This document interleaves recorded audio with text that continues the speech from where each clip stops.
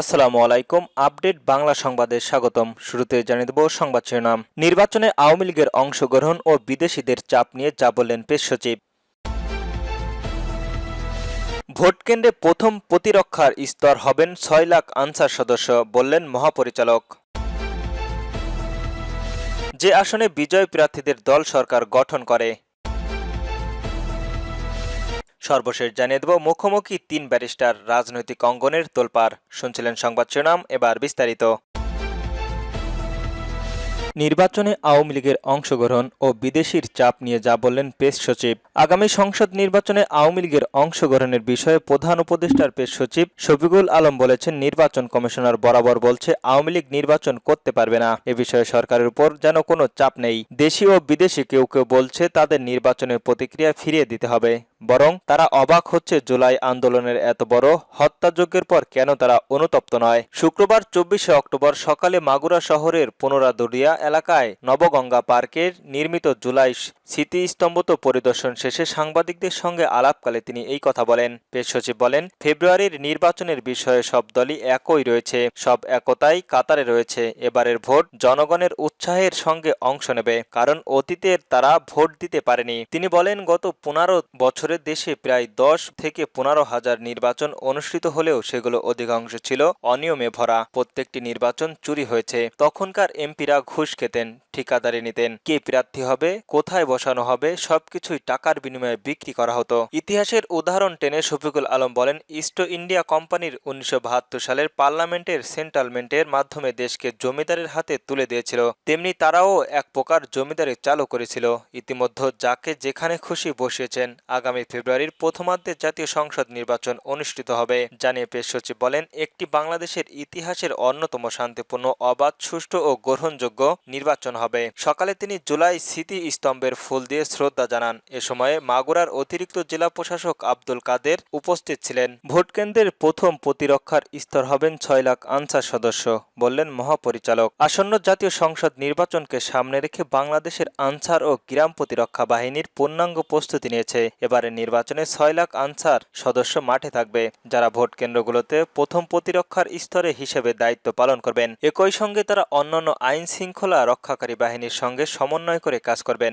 Answer ও জিডিবির সদর দপ্তরে গতকাল বৃহস্পতিবার বাহিনীর মহাপরিচালক মেজর জেনারেল আব্দুল মোতালেব সাজ্জাদ মাহমুদ এই প্রস্তাবটির কথা জানান। বাসককে দেওয়া সাক্ষাৎকারে জিডি সাজ্জাদ মাহমুদ বলেছেন, এবারের নির্বাচনের নিরপেক্ষতা, দায়িত্ব পালনের নিশ্চয়তা দিতে এবং কার্যক্রমে স্বচ্ছতা আনতে আনসার বাহিনীর প্রথমবারের মতো ডিজিটাল মনিটরিং সিস্টেম চালু করেছে। তিনি বলেন, এবার ভোট কেন্দ্রের প্রশিক্ষিত আনসার সদস্যদের পাঠানো হচ্ছে। তারা সদর দপ্তরের সঙ্গে ডিজিটাল সিস্টেমের যুক্ত থাকবেন, ফলে নিরাপত্তা দায়িত্ব পালনের নিশ্চয়তা থাকবে। এই ডিজিটাল ব্যবস্থার মাধ্যমে প্রতিটি সদস্যের জাতীয় পরিচয়পত্র নম্বর, কিউআর কোড এবং কর্মতথ্য সফটওয়্যারে সংরক্ষিত থাকবে। ফলে দায়িত্ব পালনের দক্ষতা, অবস্থান ও আচরণ রিয়েল টাইমে ট্র্যাক করা সম্ভব হবে। মহাপরিচালক বলেন, নির্বাচনের দিন আনসার বাহিনীর সঙ্গে জনগণের নিরাপত্তা ও আস্থার প্রতীক হয়ে কাজ করবে। নির্বাচনের নিরাপত্তা নিশ্চিত করতে প্রশিক্ষণের উপর বিশেষ জোর দেওয়া হয়েছে। গত ৬ বছরের আগস্ট থেকে আনসার সদস্যদের মৌলিক বিভিন্ন প্রশিক্ষণ দেওয়া হচ্ছে,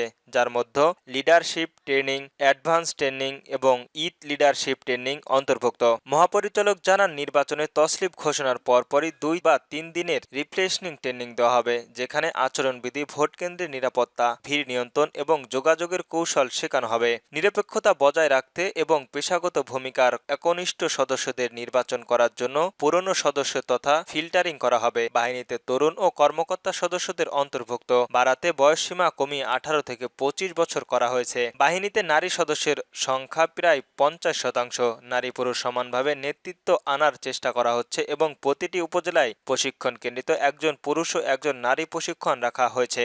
যে আসনে বিজয় প্রার্থীদের দল সরকার গঠন করে। সংসদ নির্বাচনে সিলেটের এক আসনে যে দলীয় প্রার্থী জয়লাভ করে সেই দলই প্রতিবার সরকার গঠন করে। বহুল প্রচলিত এ কথাটাই সত্যি। সেটি নির্বাচনের পরিসংখ্যানের দিক থেকে তাকালে বোঝা যায়। ১৯৯১ সাল থেকে শুরু করে ২০০৮ সাল পর্যন্ত প্রতিটির সাধারণ নির্বাচনে এটি প্রমাণিত হয়েছে। বাংলাদেশের সাধারণ নির্বাচনে সিলেটের ১ কোটির মর্যাদাপূর্ণ আসন হিসেবে পরিচিত। অতীতে এই আসন থেকে যে দলের প্রার্থীদের জয়লাভ করেছেন তারা সরকারের ভেতরে ও গুরুত্বপূর্ণ গুরুত্বপূর্ণ জায়গা করে নিয়েছেন। এই আসন থেকে জয়লাভ করে আওয়ামী লীগের প্রয়াত নেতা হুমায়ুন রশীদ চৌধুরী জাতীয় সংসদের স্পিকার হয়েছিলেন। সিলেটের ১ নং আসনের প্রত্যেক দলের ভেরিফাইডের প্রার্থী হন। রেজাওয়ান রয়েছেন এই আসনের জয়ী প্রার্থীদের দল সরকার গঠন করেন। জয়ী প্রার্থীরা পান বড় পদ। এই আসনের মনোনয়ন দৌড়ে রয়েছেন বিএনপির চেয়ারপারসনের ২ উপদেষ্টা আরিফুল হক চৌধুরী ও খন্দকার আব্দুস মুক্তাদির। সাবেক মেয়র আরিফুল হক অর্থমন্ত্রী সাইফুল্লাহ রহমানের একান্ত সহচর ছিলেন, আর খন্দকার মুক্তাদির সিলেটের বিএনপির অন্যতম প্রতিষ্ঠিত ও প্রত্যাগত খন্দকার আব্দুল মালিক এমপি পুত্র। মুখোমুখি ৩ ব্যারিস্টার।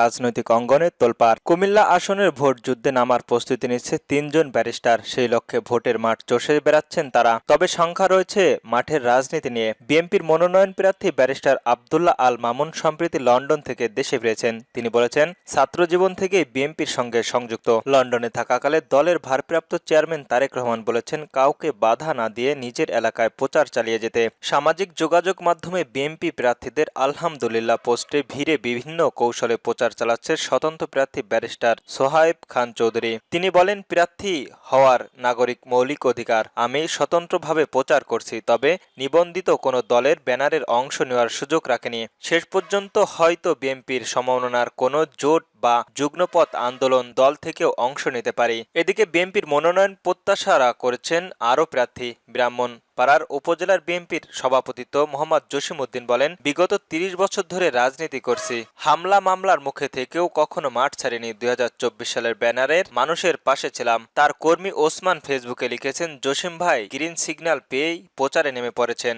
অন্যদিকে উপজেলার বিএনপির সভাপতি ও সাবেক চেয়ারম্যান টি.এম. মিজানুর রহমান বলেছেন, ২০১৮ সালের বিএনপির মনোনয়ন প্রার্থীদের মধ্যে আমি একমাত্র সংস্ক্রিয়ভাবে মাঠে রয়েছি। এবারও মনোনয়ন চাই। অন্যদিকে এবি পার্টির মনোনয়ন প্রার্থী হিসাবে মাঠে নামছেন দলের কেন্দ্রীয় প্রথম যুগ্ম সাধারণ সম্পাদক ব্যারিস্টার জোবায়েদ আহমেদ ভূঁইয়া। জামায়াতের ইসলামী থেকে প্রতিদ্বন্দ্বিতা করতে চান ডাক্তার মোবারক হোসেন। তিনি ছাত্র শিবিরের সাবেক কেন্দ্রীয় সভাপতি ও দলের শুরা সদস্য। তার ভাষায়, দুর্নীতিমুক্ত বাংলাদেশ গড়ার প্রত্যয় নিয়ে মাঠে নেমেছি। মানুষ এখন পরিবর্তন চায়, নৈতিক নেতৃত্ব চায়।